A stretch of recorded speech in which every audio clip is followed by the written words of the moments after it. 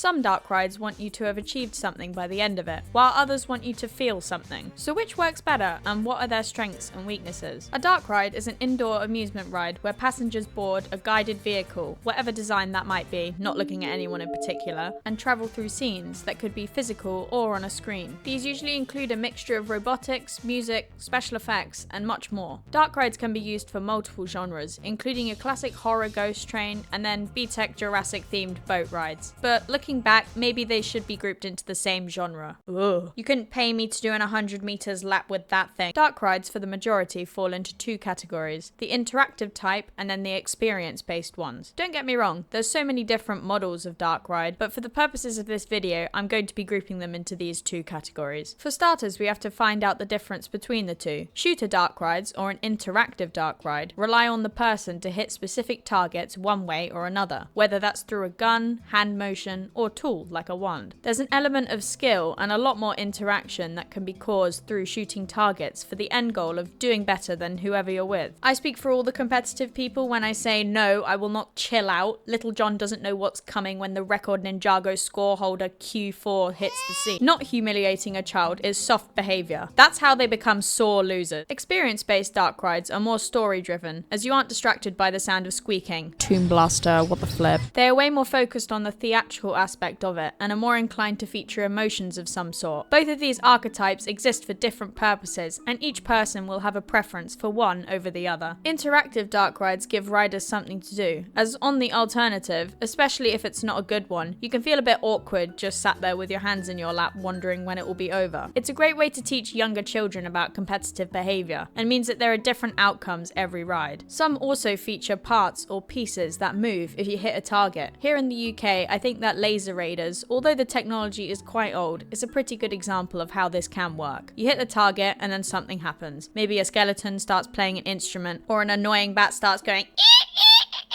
A more modern version of this is seen for Ghostly Manor at Poulton's Park. It has a mixture of screens and actual set pieces. Whenever your blaster hits a target, it makes a distinct noise and vibrates while the set changes colour. It makes you feel good about achieving something. The main positive about this design is that you're not just observing what's going on, but you're actively taking part. These ride types are definitely popular with children, because it's really cool to feel like you're part of that team that you've looked up to. When Ninjago the Ride opened at Legoland Windsor, I remember how excited I was, because even though you're using your hand and it can be tiring, the novelty and connection to the show is what makes up for it, as you really feel like you have elemental powers, just like the ninja. I really thought I was going to be the next green ninja. I mean, Lloyd was voiced by a woman, so who's to say a crocodile can't learn the triple tiger sachet? That was way too niche. Interactive dark rides are like a huge game night. I can't think of anything better than boasting about how you beat all your friends' score by a landslide. It feels so gratifying, but it also goes both ways. My girlfriend beat me by 5 points in Tomb Blaster one time, and I was sulking for the rest of the day. Flip her, honestly, it was rigged. Because of the shooting aspect, the stories do tend to be less coherent, but it's not necessarily a full disaster, as the shooting part can be fun enough on its own. You don't necessarily need a good plot to have fun. Some people genuinely don't care about smoke machine number 27 on this new Disney attraction, or how specific parts are painted a colour so that you don't want to look at it. Some people literally just want something to shoot at. Maybe that says something about the work. I love pointing the Tomb Blaster's laser in somebody else's eye as much as the next crocodile, but it gets to a point where you should probably reassess your life choices. Please don't blind innocent people, only do it to your friends. On the other hand of things, the experience-based dark rides are very theatrical. You're in another world, not playing one. There aren't any flashing targets or stupid set pieces that want you to hit them, taking you out of the experience, which means you're more inclined to feel something other than the stress of losing. They are similar to a short film in the way that they start slowly and build up to a grand moment at the end. Unless your name is Hex and you build up to a Christmas tree light show. I'm kidding, I like Hex, please don't sue. These are also more accessible because you literally require zero skill to sit down and watch something. Hey, you're literally doing that right now. Wow, fourth wall break. But your grandma doesn't have the capacity to be dual welding pistols anytime soon. She is not John Wick. There's no pressure to perform well, and kids and grown-ups that can't physically do interactive dark rides can actually enjoy these ones, as there's little to no requirement for them. From my research, I've also found that they have a longer shelf life than the interactive counterpart, as they don't heavily rely on the interaction between technology. Physical sets and animatronics tend to age a lot better than tech-heavy interactives, which leads to the point that these rides don't have a risk of not working. If a gun can't be used, the scoreboard is broken.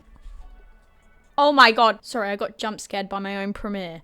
If a gun can't be used, the scoreboard is broken, or even the targets aren't calibrated properly, it can lead to quite an unsatisfying or even frustrating experience. So instead of scoring points, you're taking note of everything around you. A good dark ride will have so many things that you can't pick up everything on even the second or third go. There's always something new for you to notice. But there are cases where both of these genres cross over to make an even better experience, like Buzz Lightyear or Toon Blaster here in the UK. Can you tell I like Toon Blaster? Please ask me about Toon Blaster. In my opinion, these sorts of rides do a better job at giving an experience and story at the same time. Shooter dark rides do have a habit of being very basic stories, like, oh no, this random guy sold me coke, let's shoot him before he runs away. Sometimes even being borderline stereotypical. For example, the escaping something or shoot this because he called me a mild inconvenience. There's this argument that this crossover will never be coherent enough because you're subconsciously always thinking about your score, which pulls you out of the narrative. But at the same time, I feel like a lot of the time you are actively aware that you're on a dark ride. Although the way technology is going and masterpieces like Jurassic World Dark Ride at Universal Studios Beijing, it's probably going to get eerily harder to tell what's real and what's not. In all fairness, Universal by far have the largest portfolio of wildly impressive dark rides, which just makes me even more excited for their park coming to the UK. Recently, a lot of shooter dark rides have been phased out at a lot of our parks in the UK in favour for the experience-based ones, because guns break, sensors wear out over time, and the screens can be unreliable. Maintenance is a huge part of these projects, and it will just get to a point where it's not worth it to keep going. A similar situation happened here in the UK with Duel, where it was left to rot until its transformation. It was said to have a lot of props not working, and the blasters and targets were not reliable at all. I do think that Curse was a major improvement, but that's only from my objective opinion as an outsider, as I never did Duel, but I thought it was quite a charming ride that served its purpose. The main complaint interactive dark rides get are their heavy reliance on screens. This isn't always the case, but it is pretty common. I personally do prefer actual sets over screens, but if the screen isn't obviously projected onto a white piece of A1, then I don't really mind that much. I think the Ninjago screens are pretty well integrated, as there's rockworks around them, and it's not just a flat screen, and the way that they've profiled some of the scenes just makes it look like it's a long corridor instead of, 2D. The same thing can be said for something like Monsters Unchained. They do use screens, but they're used very well. It's not just a flat screen on the side of a bare wall. Technology has evolved a lot since the first few iterations, and the quality has definitely improved, meaning that your experience won't be capped at 1 frame a second. But at the same time, screens can feel a bit dated, especially with the standards for dark rides getting a lot higher. Guests want a higher level of immersion, and not something that resembles an arcade. A lot of shooters struggle to get a good balance between fun and narrative, which can end up in a shallow experience. But quality can vary both sides of the dark ride spectrum, because if you don't have the right accessories to something, it can feel wrong. Just imagine some world-class animatronic with no music. That's when you start crossing over into the eerie territory. I find that quite a few smaller parks struggle with that, which isn't a dig at them because it's quite a difficult task to balance so many things at the same time. For the perfect dark ride, the music has to be loud enough that it isn't awkward, but not too much that it's sounding like a Katy Perry concert. It's difficult as there's so many important components to a good dark ride and what makes one stand out. There are so many across the world that have great set pieces, but they're just kind of unsettling. Or at the other end, they have great theatrics but build up to nothing. I'm always really interested in the unnerving dark rides and the ones that aren't quite right, especially the water ones, because it just gives me the heebie-jeebies. I'm genuinely terrified of the Jurassic Park boat ride because it's just so disgusting. I can't put it into words, I'd start flapping. And that's kind of the point really. Whether it's a shooter or an experience, the best dark rides are the ones that stick with you. Not because of your high score, but because you felt something or have a special memory with it. Even if that memory was you crying in terror over a vintage ghost train. Interaction definitely has its place, and in my opinion, are pretty enjoyable experiences, but I understand that they aren't for everyone, and that's fine by me, because then I have less competition. But sometimes all you need is the right setting, and music that doesn't sound like it's going into the next MLG compilation. So which one is better?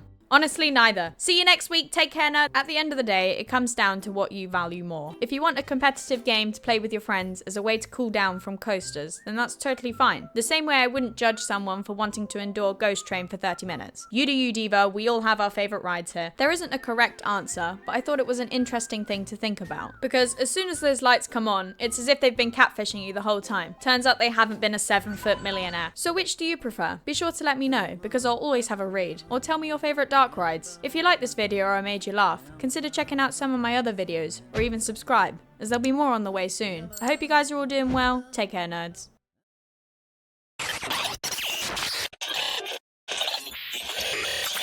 Hello, I want to play a game. As some of you may know, I've been stuck in space now for a couple of months, giving me time to plot my revenge. After months of survival, I have made a deal with Hera to get me back to where I am now. I have captured Q-Focuses for their constant complaints against my ride, and you may be wondering, how can you be of any assistance? Q-Focuses is clearly ungrateful to be alive, but you can persuade me to let them stay and continue their journey by voting for them in the 2025 UK Theme Park Awards. This will prove to me that you are grateful for their contributions to the community, and I will spare them. Your choice. Will they live, or will they die?